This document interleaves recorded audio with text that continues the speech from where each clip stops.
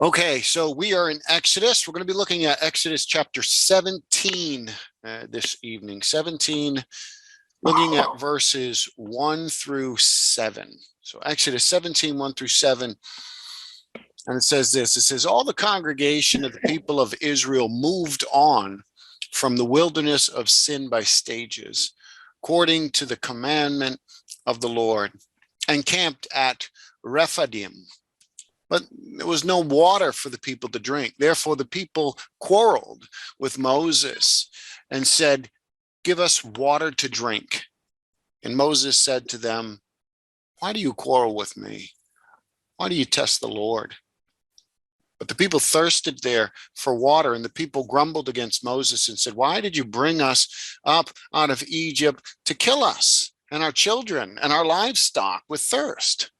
So Moses cried to the Lord, what shall I do with this people? They're almost ready to stone me. And the Lord said to Moses, pass on before the people, taking with you some of the elders of Israel, and take in your hand the staff with which you struck the Nile, and go. Behold, I will stand before you there on the rock of Horeb, and you shall strike the rock, and water shall come out of it, and the people will drink. And Moses did so in the sight of the elders of Israel. And he called the name of the place Massah and Meribah, because of the quarreling of the people of Israel, and because they tested the Lord by saying, is the Lord among us or not? Okay, so in verse 1, what is the problem that the people of Israel are facing? So as we open up chapter 7, we look at verse 1. What is the problem that's going on there? What are they facing? They're having a move. Okay, they're having a mood, but what's going on in verse 1 though? Lack of water. Lack of water. So they have to move. They're on the move, and they go to this place, and there's a lack of water. Now, has Israel ever faced in the time that they've been with the Lord, and that the Lord has been among them? Has there ever been a time where Israel has faced this problem before, a lack of water?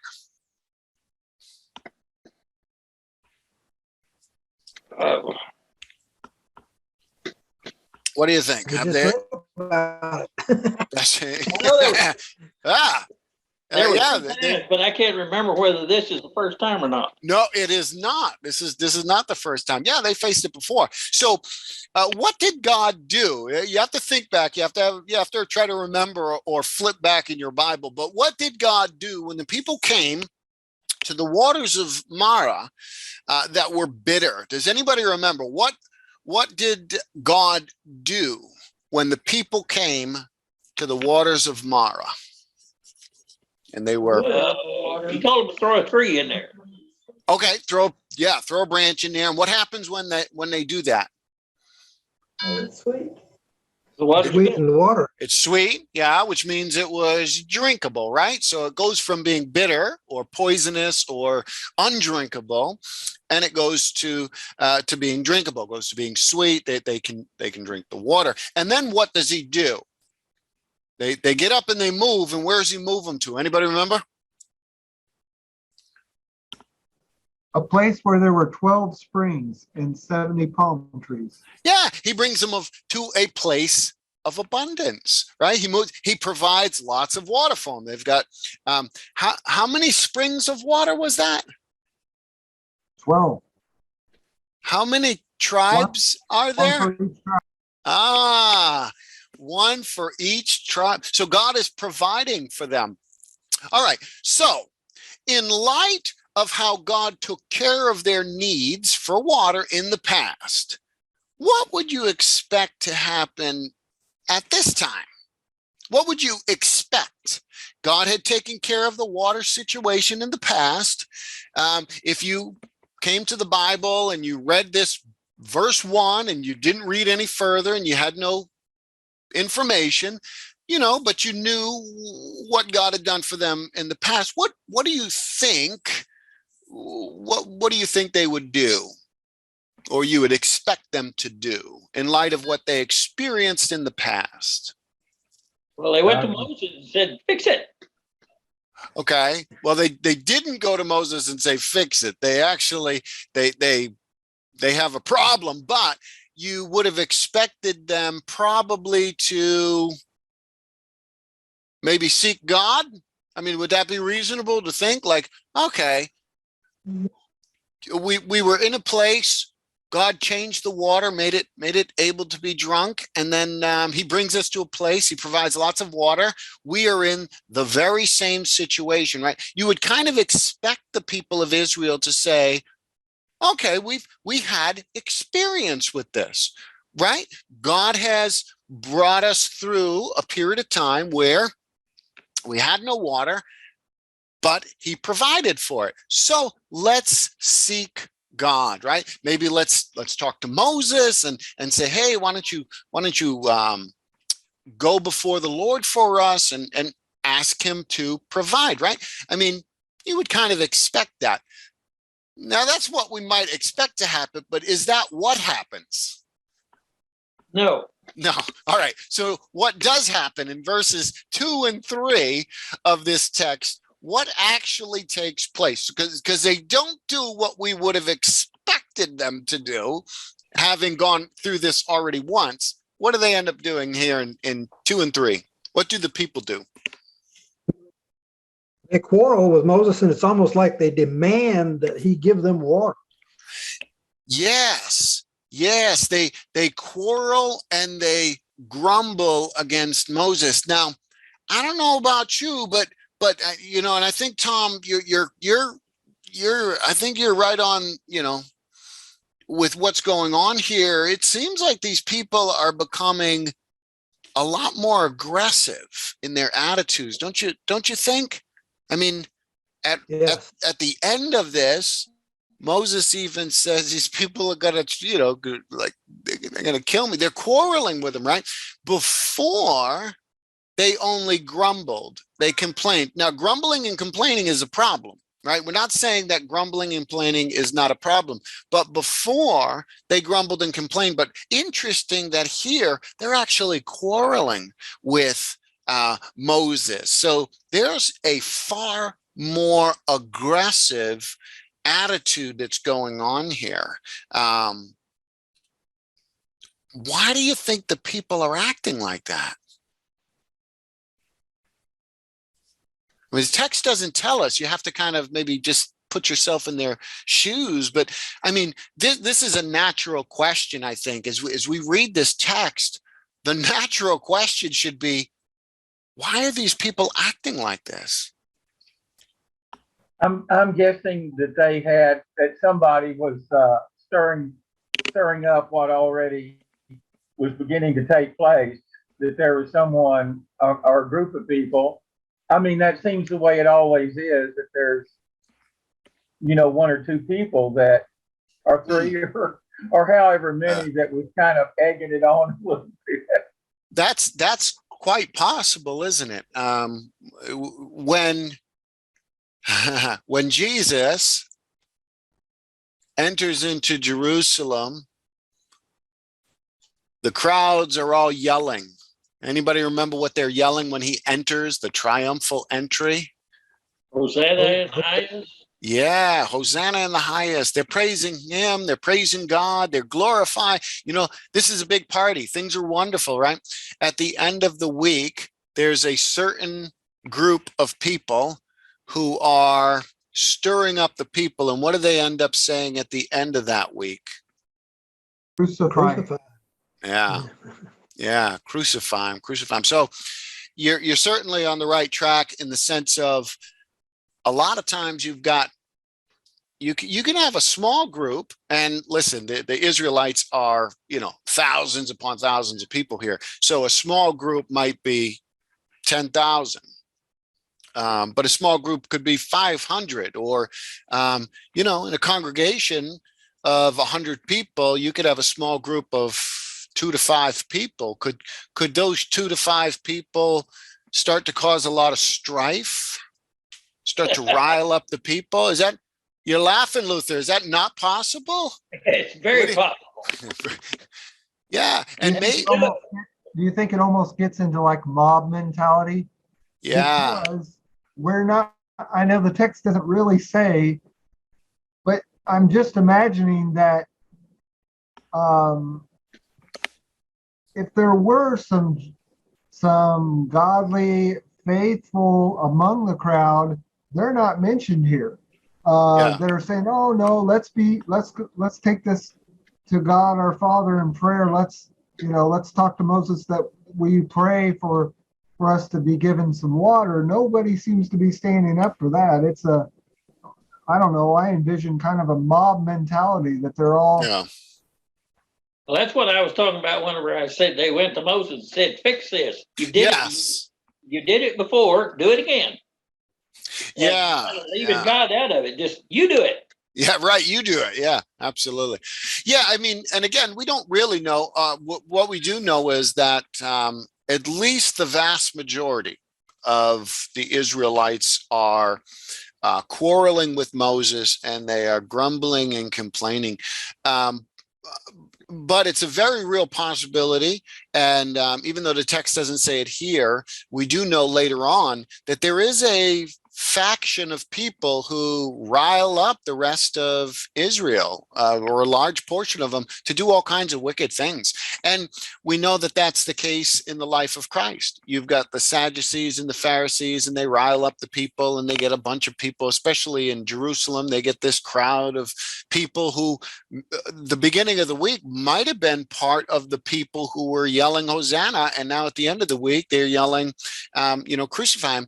And there is this mob mentality that can take hold of people. We are people who can be influenced by crowds. Is that true? Yes. Yeah. Very true. And Paul had that happen to him a number of times when he was preaching. Yes, that's right. Absolutely. Great point. The Apostle Paul went through it. You know what? It reminds me of, and here's an example. If anybody ever says, no, no, no, no. And listen, there are some people who can stand up to the pressures of crowds. But here's a great example. Have you ever had the wave go by in a sporting arena? And if you're able to get up and do the wave, or just wave your hands, you don't have sodas in them or something like that, you almost feel compelled, don't you, to go along, whether you might hate doing the wave, but when that comes around, you're going to get up and do it, unless you're a very strong-willed kind of person and just defiant. And that's something silly, isn't it? And so there's just a silly little example of the impact that a group can have on us. Doesn't matter if it's the Pledge of Allegiance or whatever. There are people who don't want to pledge the allegiance to the flag, not because they don't, they're not patriotic or whatever, but because they see it as an issue of elevating the flag above God or something like that. But in the midst of people who are doing that, it's very easy for them to compromise and go along with something that they might otherwise not want to do. Now, again, we're not going to get into whether that's right or wrong or whatnot, but just the idea that these crowds can sway us to do things. You've ever seen at the end of a sporting event, why is it always sports? Sports must be of the devil. at the end of sports events, right? You ever seen on the news where I don't know if it's the winning team or the losing team or both, but you've got people who are like violent, like turning over cars. They're catching things on fire. I mean, have you ever seen that kind of thing? And sometimes it's the winning team. It's like the people who are winning, and they go around, start vandalizing. And a lot of times you'd end up, these people you'd see who are getting involved in it, not always, but sometimes it's people that wouldn't normally do that. But because there's a group of people, they get caught up in the excitement of whatever's going on, good or bad. They get caught up in that excitement. And so, again, we don't know for sure if there's a group of people who are riling up the troops here and grumbling and all that, but it's quite possible. It's quite possible. It happens in congregations where you've got a small group of people who end up making all kinds of problems. And they often will grumble against who? Who will they grumble against? If you got in the congregation, who are the people going to grumble against? Well, leadership, usually. Yeah, right. It's the same people that are getting grumbled against here, right? It's Moses, it's Aaron, those kinds of things, right? It's those who are in positions of leadership. So we got the same kind of thing going on here that may very well happen in a congregation as well. And it does happen, which is sad. But anyways, there might be multiple reasons why the people are doing this. Some people, and again, this is a little speculation, but going a little further in Exodus, we'll see that this actually manifests itself. And we're told specifically these things happen. But could you imagine maybe some of these people want to be leaders? And maybe, I don't know, maybe people would want to be leaders and they start riling up the troops saying, you know, if I were in charge, yeah, we don't really know at this point. We know later on that happens. Now that kind of stuff would never happen in a congregation either, right? You'd never have people coming around saying, you know, if I were in leadership roles. Think about King David. You remember his son Absalom when he comes back? You remember how he starts to get the people on his side? He starts to say, you know, if I were the boss, I would side with you. I think you're right. Well, may very well be people who are in here doing this, which would make sense that the grumbling goes beyond grumbling, and now it starts to be very contentious. It becomes a bit more aggressive, where they're quarreling, and maybe even Moses says they're going to stone me. So I don't think that this is hyperbole. I think he's thinking there's a group of people here who are ready to stone me over this water issue. And again, they should have been faithful. They should have been understanding that God was in control and he could take care of it. So when all this happens now and the people are grumbling, complaining, and getting ready to attack Moses, what does Moses do? Talks to God. He talks to God. Is that the right thing to do? Well, yeah. He shouldn't have taken matters into his own hands? He shouldn't have got a bunch of people up and like killed everybody? Probably not, right? I mean, he does the right thing. You know, seeking God's counsel is never the wrong thing, right? I mean, it's the best thing that we could always do in every aspect of our life is to seek the Lord, even if it's good things, even if it's godly things. You think about King David. King David says one day to the prophet, he says, I'm going to build God a house. And we think, yeah, that's a good thing, right? I mean, there's not wrong with that. That's a good thing. And the prophet says, that's right. That's a good idea. God's going to love that. That's wonderful. Good job. And then, of course, the prophet goes away. And then God comes to the prophet and says, no, go back and tell David that's not going to happen. You know, that wouldn't have happened had they just sought the Lord, even on the good things. You know, seeking the Lord is always a good thing to do. So Moses seeks the Lord, right? He cries out to the Lord. That's something we should do as well. That's something we can learn, whether we're in positions of leadership or whether we are not. We can always cry out, and we should always cry out to the Lord. And so when he cries out to the Lord, what does God do in response?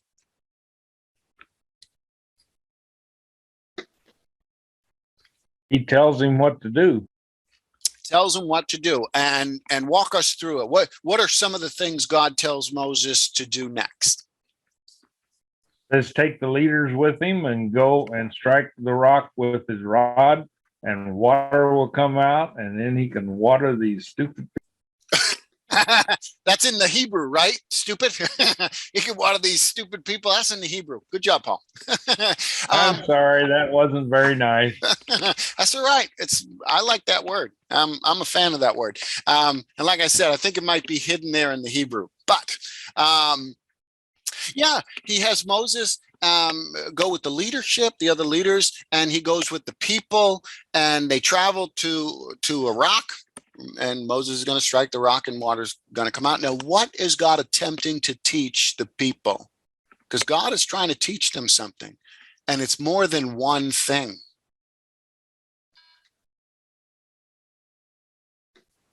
Well, with God, water can come from a rock. I am capable of doing all things. Yes, that's a big thing, right? That's probably a very glaring thing that we should get from this, that the people should have got, and that we should learn too. Things that are impossible for others are possible for God, right? Nothing is out of his control. He's taking the people and he wants them to learn something. There might not be water around. There might not be wells or anything like that, but I can bring water, right? So you don't worry about it. They should learn the lesson from this point on. They don't need a pool of water that's, that they can't drink from, but God will make it clean or something. God can make stuff come into existence. He's going to make water come out of a rock. Now that doesn't happen. You don't get water from a rock unless God is the one giving you water from a rock. So absolutely, that's kind of a big thing that they should be seeing. So from this point on, the people of Israel should understand, it doesn't matter where we are. It doesn't matter if there's bodies of water out here or wells or anything like that. God is going to provide. Wouldn't you say that's what they should be getting from that? God's going to provide? Yes, You would think so. Absolutely. Yes. Yeah, you would think so. You would hope so. That's one of the things he's trying to teach them. What else is God teaching the people? There's only one By the spokesman. names. Sorry, one at a Go time. ahead. There's only one spokesman. It's going to be Moses. It's not going to be anybody but Moses. Yeah. There is one that God has put as leader. Why do you think God tells Moses to take the leadership? But he is the one who goes in front of the people, right? God is there, but he goes in front of the people. And Moses, could God have brought water out of that rock without Moses doing a thing? Yeah. Of course he could have, right? God didn't need Moses to hit that rock, right? But God is teaching the people a lesson that they will forget, is that Moses is God's man. Moses is the mediator in a very real way from God to the people. Isn't that right? The Hebrew writer will say that they were baptized into Moses in the sea. And then, right, there is a picture of who here? Come on. Yeah, right. Christ. There's a picture of Jesus here, that Jesus is the mediator between God and man. But they need to understand, back then, they needed to understand that this is God's man, that this is the one that God has put to lead the people. Now they're going to forget that. They're going to ignore that. They're going to rebel against that, but they needed to understand that. So that's another thing that's going on here. Anything else that you see in the text before we move on? Those are the two big things that I think are our main emphasis there. Go ahead, Tom, was that you? Yeah, I think the names of the place that Moses assigns is kind of a way of creating a memorial to remember what you just said, that because of their quarrelsomeness and because of their testing of the Lord, this is a lasting memorial not to do that again, or to remember that this was a departure of what God wanted to happen. Absolutely. Great point. Absolutely. Names in the Bible, and often places or events or things, are named something specifically, as you said, as memorials, as a way to remind the people of events or acts or things of that nature. So yeah, very, very good point. These people should remember that, because these places are called quarrelsome and complaining, those kinds of things. All right. Go ahead. In verse 6 there, it says, "Behold, I will stand before you there on the rock in Horeb. That's God talking. Yes. Now that would God be said, I'm going to stand before you. yes. No, that's a metaphorical. I would take that as metaphor, that he is going to be kind of in front of him. He's going to be there with him. I'm going to go with you. I would take that as metaphor. I don't think God was manifesting himself there.